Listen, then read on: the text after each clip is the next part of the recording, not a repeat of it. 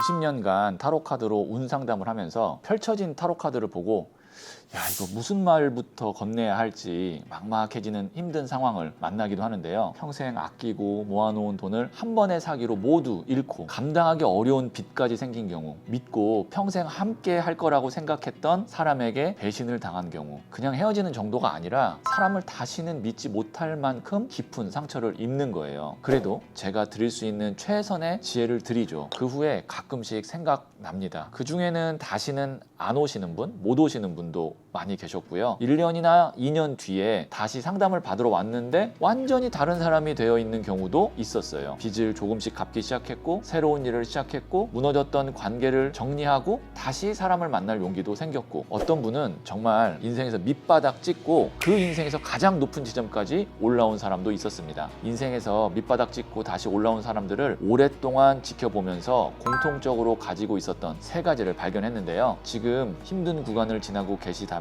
오늘 이야기를 잘 들어보시고 세 가지 중에 하나라도 꽉 잡아보세요. 반드시 좋은 날 옵니다.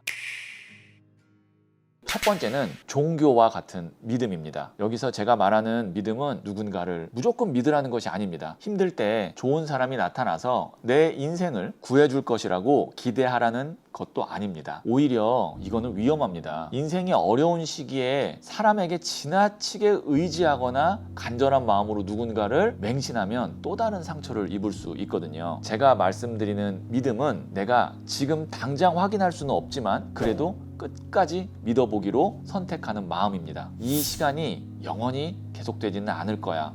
내 인생이 여기서 완전히 끝난 것은 아닐 거야. 내가 오늘 하루만 더 버티면 내일은 오늘과 조금은 다를 거야. 이런 믿음입니다. 매일 퇴근하고 교회 가서 기도할 수도 있습니다. 제가 오늘 하루를 살아낼 수 있게 해주십시오. 무너지지 않을 마음을 주십시오. 이렇게 기도하는 겁니다. 기도한 다음 날 갑자기 빚이 사라지는 것은 아닙니다. 누군가 나타나 돈을 대신 갚아주는 것도 아니고요. 그런데 오늘 하루를 버틸 수 있죠. 그리고 그 하루가 모여서 일주일이 되고 한 달이 되고 결국 다시 살아갈 힘이 생기게 돼요. 너무 마음이 괴로울 때마다 절에 갈 수도 있어요. 부처님 앞에서 절을 하면서 자꾸 답을 얻으려고 하기보다는 자신이 붙잡고 있는 원망과 분노를 조금씩 내려놓으려고 노력하는 거예요. 처음에는 108배를 해도 미운 마음, 궁금한 마음, 집착하는 마음이 더 강해집니다. 그런데도 계속 가다 보면 어느 날부터 상대방을 용서한 것은 아니지만 그 사람 때문에 내 인생까지 망치지는 말아야겠다는 생각이 들기 시작해요. 믿음이라는 것은 모든 의심과 문제가 사라지는 상태가 아닙니다. 두렵고 의심되지만 그래도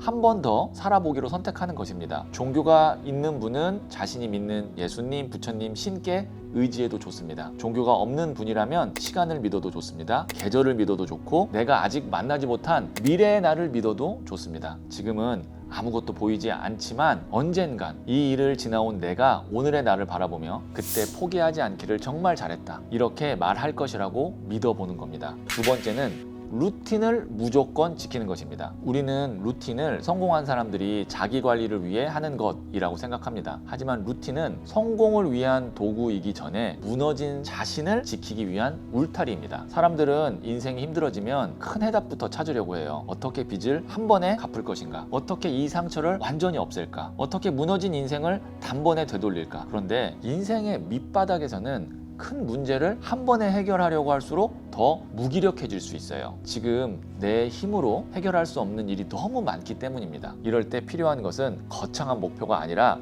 내가 통제할 수 있는 작은 일상부터 지키는 거예요. 사랑하는 사람이 오랫동안 나 아닌 사람과 양다리를 걸치고 있다는 것을 알게 되고 심장이 정말 쪼여올 정도로 힘들고 숨쉬기도 어렵다는 분이 있었어요. 아침에 눈을 뜨면 그 순간부터 잠들 때까지 그 사람이 했던 말과 행동만 계속 생각하는 거예요. 밥을 먹으려 해도 생각나고 길을 걷다가도 생각나고 회사에서 일을 하다가도 그냥 눈물이 쏟아지는 거죠. 모든 것을 그만두고 싶은 마음도 있었다고 해요. 그런데 그분은 회사를 계속 나갔습니다. 일이 손에 잡히지 않는 날에도 일단 옷을 입고 집 밖으로 나갔어요. 밥맛이 없어도 세 끼 중에 한 끼라도 제대로 먹으려고 했어요. 주말 모임에 가기 싫어도 약속 취소하지 않고 억지로 나갔어요. 모임에 나가서도 처음에는 사람들과 제대로 대화도 안 되죠. 그냥 앉아 있다가 온 날도 많죠. 그런데 그 루틴이 그분의 생명줄이 되는 거예요. 회복은 어느 날 갑자기 찾아오지는 않아요. 어느 날부터 그 사람을 생각하던 것이 10시간이었다면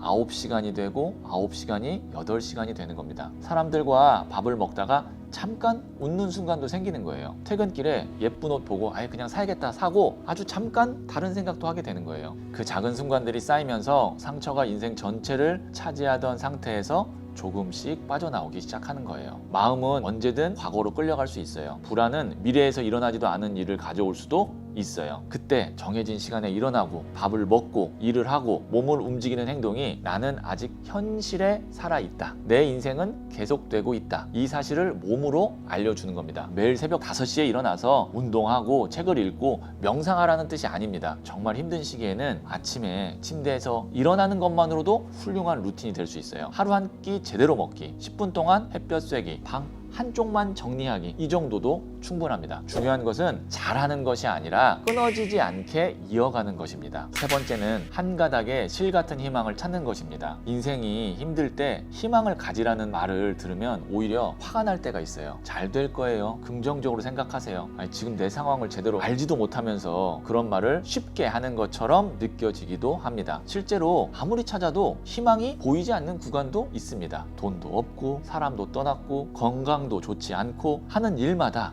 막히는 상황에서는 도대체 무엇을 보고 희망을 가지라는 것인지 모를 수 있어요. 그런데 제가 다시 일어났던 사람들을 보니까 대단한 희망을 가지고 있었던 것은 아니더라고요. 내년에 다시 시험을 볼 수 있을 거라는 희망, 이번 달만 지나면 조금 나아질 수 있을 거라는 희망, 다시 일어날 수 있다는 희망. 코로나가 한창 시작되려고 하던 시기에 카페를 창업했다가 큰 손해를 본 분이 있었어요. 20, 30대 열심히 일해서 모아놓은 돈 대부분 투자했는데 가게를 제대로 운영도 하기 전에 그냥 완전히 묶여버리는 상황이 된 거죠. 결국 가게를 정리해야 했고 그분은 한동안 배달 일을 하게 되었어요. 주변 사람들은 뭐 이렇게 얘기했다고 해요. 이제 장사 그만해라. 또 시작했다가 실패하면 진짜 이제 감당 안 된다. 그런데 그분은 마음속으로 한 가지 희망을 놓지 않았어요. 코로나가 끝나면 사람들 다시 모일 거야. 그때 다시 시작하면 더 잘할 수 있을 거야. 이 생각 하나뿐이었습니다. 배달 일을 하면서 돈을 모았고 첫 창업 때 무엇을 잘못했는지 기록했고 메뉴와 운영 방식을 다시 공부했어요. 그리고 코로나 상황이 지나간 뒤에 규모를 좀 줄여서